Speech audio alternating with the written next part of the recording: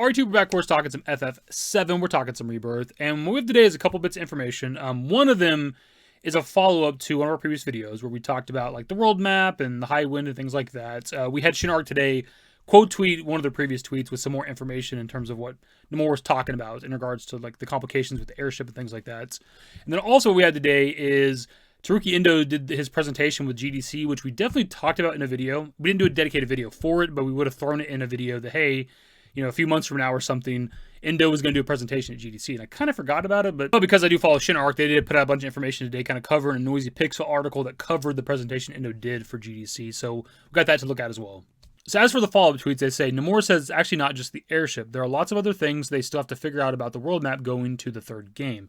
For instance, in the OG, weapons show up and roam around. He wonders how they're supposed to depict stuff like that. So this is definitely something we're all very curious about, because if they're going to follow what happens in the original FF7 and put that into the modern version of FF7, there's supposed to be gigantic kaijus. They're going to be stomping around the planet. Now, in the original, you don't really have a bunch of them, you know, traveling the planet, kind of like Nomura's alluding to there. It's really just Ultimate Weapon, like flying around, and then you have Emerald Weapon in the ocean, right? But Diamond Weapon, you fight in the story. He does march out of the ocean, or it march out of the ocean towards Midgar, but it stops at a certain point and it doesn't continue.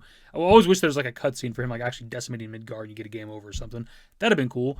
But also Ruby Weapon's just kind of in the desert, right? He doesn't actually roam the planet either. And then Sapphire Weapon gets his fucking dome blown off.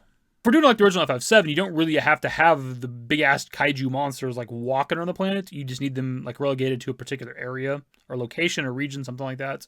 At least with the ones that you fight in particular areas in the game or story, right? Now, when it comes to like Ultimate Weapon, I definitely want to see that flying around. That'd be pretty cool to like fly around and kind of chase it. You have to like bump into it a few times or whatever with the original FF7 before you can fight it. When it comes to Emerald Weapon, I want to see that swimming around in the ocean and shit, right? Whenever you're like exploring the ocean floor, which they do actually kind of talk about in the next tweet. Depending on how they handle it with, you know, the new iteration here of the FF7 story, we should be fighting Ultimate Weapon in like Mediel and then potentially over Junon as well, if they handle it that way, and then maybe it crashes down near Cosmo Cane and Ancient Forest. Maybe we do all that, who knows. Diamond Weapon will be fighting sometime in the story outside of Midgar. We'll be fighting Emerald Weapon in the ocean, and then we'll be fighting obviously Ruby Weapon in the desert, if it's all handled the same. But something I definitely want from the weapons when it comes to the next game, though, is some realistic scale for what these like biomechanical monsters are that are created from the planet that are meant to defend the planet. Like in the original FF7, they're certainly bigger than our character models when we get into combat, but they're not much bigger, right? I want them to be something like Whisper Harbinger from Remake, or like, you know, FF7R Reborn or something at the end of Rebirth, something like that. Something that's like towers over our characters, like a lot. And then the follow-up tweet says, the interviewer says you've also got the parts where you go to the seafloor and outer space. Kitase then says, yeah, honestly, what will we do for the seafloor stuff? And he laughs. Now, to the best of my knowledge, this would be at least the second time that they've addressed the kind of ocean exploration that we're all kind of looking forward to with the submarine and stuff like that. They've never really talked about it, though. Like, we've had stuff like this where, you know, Kitase jokes about, like, hey, what are we going to do for the ocean exploration? And then we had something from the Ultimania that Audrey had put out, like, almost a year ago, where it was just, like, Nomura kind of talking about things that he's, like, wondering about for the next game, and one of them was, you know, exploring the ocean. They've never outright talked about it, right? Like, at all. Like, no ocean exploration, submarine, nothing. Like, at all. They've only teased it a little bit with Nomura and Kitase. We never had, like, Hamaguchi talking about, well, we're trying to figure out how to implement the submarine and exploring the ocean floor or whatever. They never said that. The fact that they do address it, at least, it tells me that it's going to be in the game, and based on the original FF7, if they're following what the original game does, it's a necessary gameplay element, because that's where we find the key to the Ancients. I don't know how it ended up in this random, like, hidden cave or whatever under the ocean. It's there for some reason, but that's where you find it. Actually, really quickly, too, I mentioned in the last couple of videos that I feel like we've talked about some of this stuff before, right? And I knew I talked about the submarine in a previous video, that there was some level of confirmation of, like, ocean exploration, so I had to pull up my old video where I talked about that. And within that particular video, I actually found this tweet, or string of tweets from Shinra Arch, where they actually talked about some of the shit we talked about in the latest videos. The wording's a bit different, but it's the same shit we talked about 2 videos ago with Nomura's concerns for the airship, right? It's kind of interesting. I don't know if, like, Shinra Arch forgot that they've covered this before, or if they're just, you know, needing something to talk about, something to tweet about, so they put that out there. I don't know. The point is, I know when I've talked about some shit before, I just don't remember the exact sources all the time, and we do so many fucking videos, it's hard for me to ever track down a video to see if I've talked about it. Also, that video is titled Submarine Confirmed FF7R Part 3 Info, Nomura Talks Weapon Enemies, Exploring Ocean Floor, and more. So even if I was trying to like search up when I've talked about like the airship or the Highwind before or something, I never would have found it because it wasn't in the title of this particular video.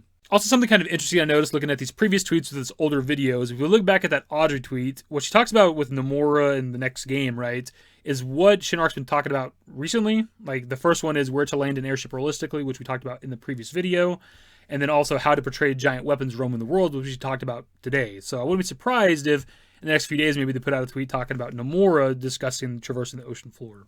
Which would be kind of interesting because I actually want to know what Nomura says specifically, as opposed to, Audrey just put out like little bullet points of like things Nomura's talking about or thinking about for the next game, right? But I want to know exactly what he says in regards to the ocean floor, because that's one of those gameplay elements I'm very much looking forward to. Similar to the Highwind, I'm very much looking forward to how they handle that. I wonder how they're going to handle exploring the ocean and the submarine and all that other shit, because that's very interesting.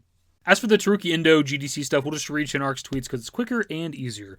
FF7R Battle Director Teruki Endō emphasizes that Square Enix's goal for FF7 Remake was not simply abandoning traditional command-based battles, but evolving them into something more dynamic. Which, yeah, what they've done with the remake project, the battle system is probably my favorite battle system that I can think of. I'm an old school RPG, I love my turn-based and stuff like that, but especially for like action RPGs, I don't think there's anything that feels as good as playing the remake project. Especially with Rebirth, where they've, kind of improved upon it by adding in like the synergy system and stuff like that they had in the episode intermission DLC.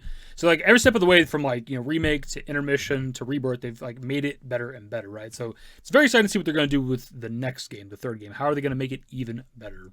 Something kind of interesting to think about too is like we're not gonna have Aerith in the next game, and like she'll be in the game in the story. You might be able to like fight with her, like to what degree, who knows? But maybe like a Zack situation from Rebirth.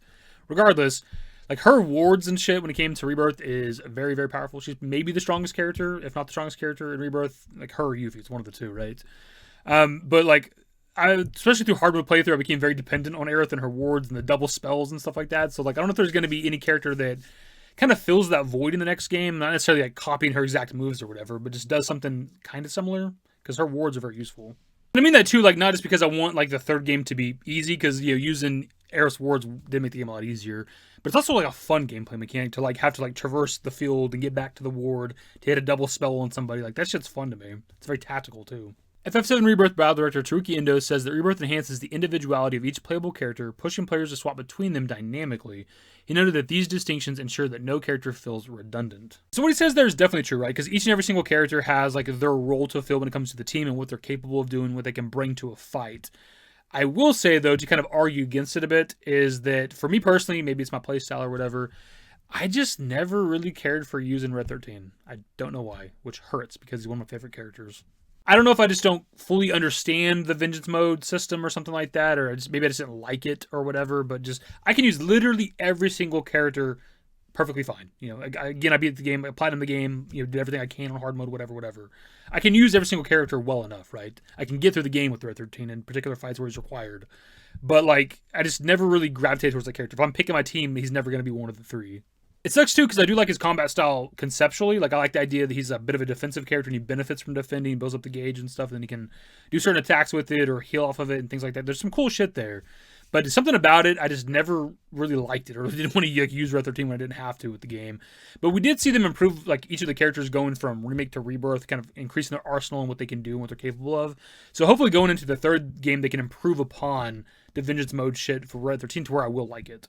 But also talking about each and every character having their own roles, it makes you wonder what they're going to do with Sid and Vincent. That's something I'm very much looking forward to.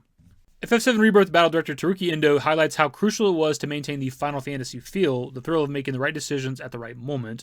This challenge led to the development of the Stagger system. So I thought that quote was a little bit interesting just because like the Stagger system in Remake Rebirth isn't really that different from the Stagger systems that existed in previous Final Fantasies, and the Stagger system in general has existed since 2009 with Final Fantasy XIII, right? Like it's been a thing in the franchise for a while. It's been a staple of the franchise.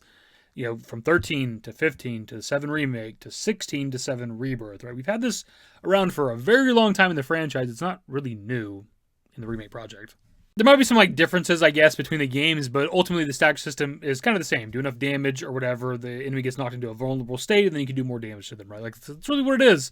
So it's not like super, super different in the Remake project versus the previous Final Fantasy games. And I'm also not necessarily the biggest fan of it. Like when I first played 13 and was introduced to the Stagger system, I was like, this is pretty different. It's way different from the previous Final Fantasies, but whatever.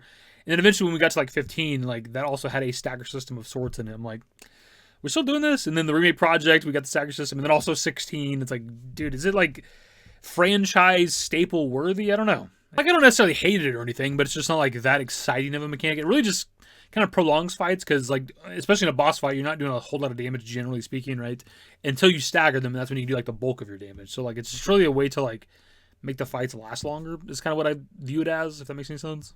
We've only had the stagger system in the franchise for a couple of numbered entries, right? 13, 15, 16, 7 Remake. But it's been here since 2009, so 15 years, right? 2009 to 2024. It's a long goddamn time. And there's not really been, like, much changes or improvements upon it, I would say. Again, I don't hate it. It's not going anywhere, at least not for Remake Part 3. Will it be in, Final Fantasy XVII? I have no idea. But, something a little bit different would be nice for the franchise, I feel like.